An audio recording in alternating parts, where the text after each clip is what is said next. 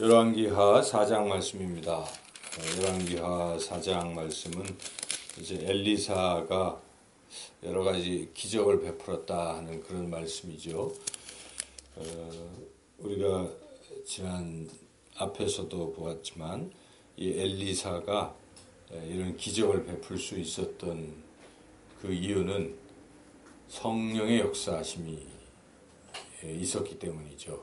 그래서 엘리야도 성령의 역사하심으로 그런 기적을 베풀었는데 엘리사가 그것을 보고 자신에게는 성령의 역사하심이 갑절이나 있게 해달라고 그렇게 간구해서 그런 성령 충만을 받아서 이런 기적들을 이제 베풀고 있는데, 엘리야의 기적과 엘리사의 기적을 비교해 보면 과연 엘리사가 더 많이 하고 있는 거죠. 지금 횟수도 많고, 그래서 갑절이라는 그 표현이 무색하지 않을 정도로 그렇게 엘리사는 성령 충만해서 능력을 행했습니다.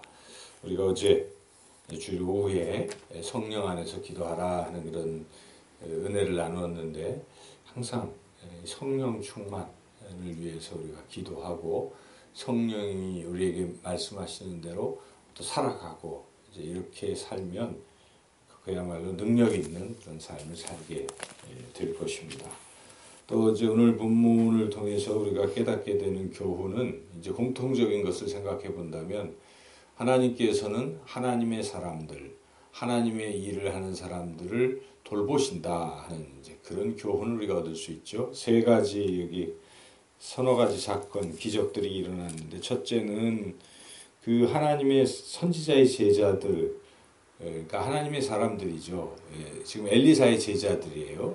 하나님의 사람들 중에 한 사람이 그만 일찍 죽었죠.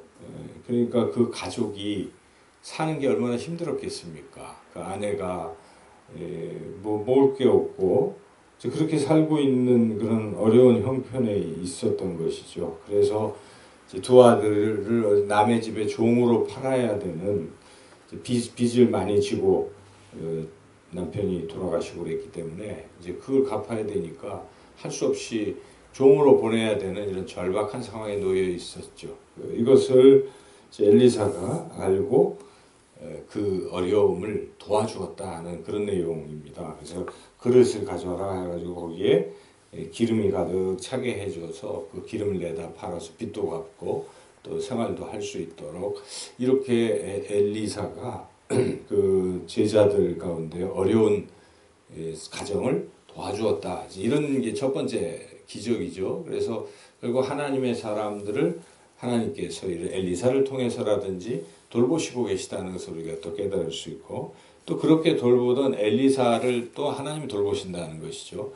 엘리사가 이제 수넴이라는 곳에 가면 수넴의 한 여인이 이렇게 좋은 마음으로 이 하나님의 사람이다 이런 마음을 가지고 그 하나님의 사람을 막 이렇게 공대한 것입니다. 그래서 자기 집에 방 하나를 마련해 놓고 거기서 항상 오시면 여기서 머무십시오 이렇게 해서 먹을 것도 갖다 드리고 뭐 글도 쓸 수 있도록 거처를 이렇게 제공을 했던 것이죠. 그래도 엘리사가 너무 감사하고, 그래서 어떻게 하면 이 수넴 여인을 축복할까 하는 그런 마음을 가지고 그 수넴 여인 보니까 아들이 없으니까 아들을 낳을 것이다 하고 이제 선포를 했는데, 하나님이 그걸 다 들으셔서 과연 그 선포한 대로 그 여인이 이제 아들을 낳게 되었다. 그런데 또 아들이 죽었다. 이제 그런 얘기죠.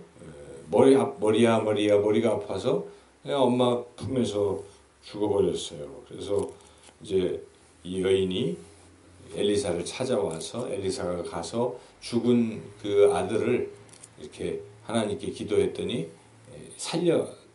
살아났다. 이제 그런 이야기이죠. 그래서 이 이야기도 역시 이렇게 하나님의 사람 엘리사를 하나님이 또 이런 수넴 여인을 통해서 이렇게 공급해 주시고 하셨다는 이제 그런 이야기고, 마지막은 역시 이제 엘리사의 제자들이 뭘 먹으려고 이렇게 했는데 들풀을 갖다가 국을 끓였는데 보니까 이 독이 들어서 못 먹게 생겼습니다. 그때 이 엘리사가 거기다가 뭐 가루를 넣어가지고 독을 제거해서 다들 또 배불리 먹게 되었다. 그래서 이것도 역시 하나님의 사람들이 이제 배불리 먹게 되었다. 그런 이야기고, 마지막도 이제 배가 고픈 상황에 먹을 것이 없는 이제 이런 상황에 누군가 떡을 이제 가져왔죠. 먹을 것을 조금 떡하고 보리떡하고 이제 20개 이렇게 가져왔는데,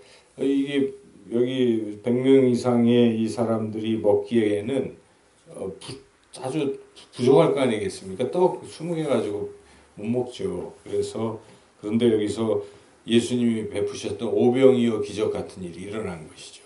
그래서 그 보리떡 20개로 100명이 배불리 먹게 되는 이제 이런, 결국 이것도 엘리사의 제자들, 하나님의 사람들 하나님이 먹여주셨다 이런 얘기잖아요. 그러니까 오늘 4장 전체적으로 하나님의 사람들은 하나님이 돌보신다, 이제 그런 메시지를 우리가 얻을 수가 있습니다. 그래서 우리는 주의 일에 열심히 최선을 다해서 가면 하나님이 필요한 만큼 그 이 병에 기름을 채워주시고, 또 보리떡 20개로 배불리 먹여주시고, 또 독이 있는 것도 제거하시고, 또 거처도 마련해 주시고, 이렇게 하나님이 하신다 하는 것을 우리가 또 깨달을 수가 있습니다.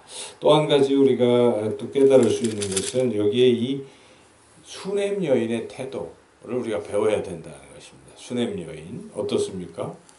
굉장히 적극적이지 않습니까? 수냄 여인이 자기 아들이 죽었는데 그냥 포기한 게 아니잖아요.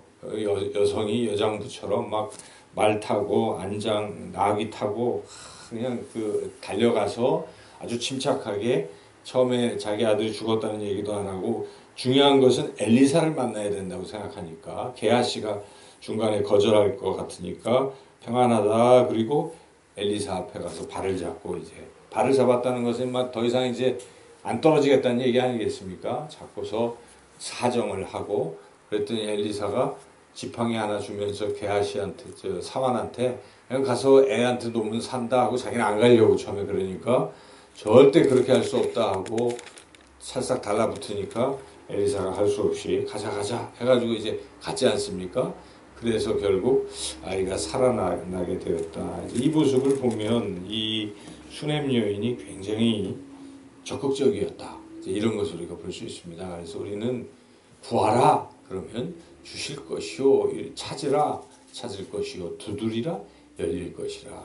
우리가 이렇게 열정을 가지고 매달리고 하나님 앞에 매달리고 구하고 기도하고 하는 이러한 모습 속에 응답의 역사가 일어나는 것이지, 그냥 가만히 있으면 다 되는 그런 게 아닙니다. 하나님은 우리에게 열정적으로 구하라, 기도하라 이렇게 말씀하지 않습니까? 그래서 기도도 안 하고 자기 인생에 형통함이 있기를 바라는 것은 옳지 못한 것입니다. 그래서 우리가 항상 하나님 앞에 나와 열정적으로 구해야 된다는 것이죠. 특히 여기 이 첫 시작했던 그 과부의 그 기름병 이야기를 보면, 있는 대로 그릇 다 모아 가지고 와라 이거 아니겠습니까? 근데 그릇 가져온 만큼만 복을 받은 것이잖아요.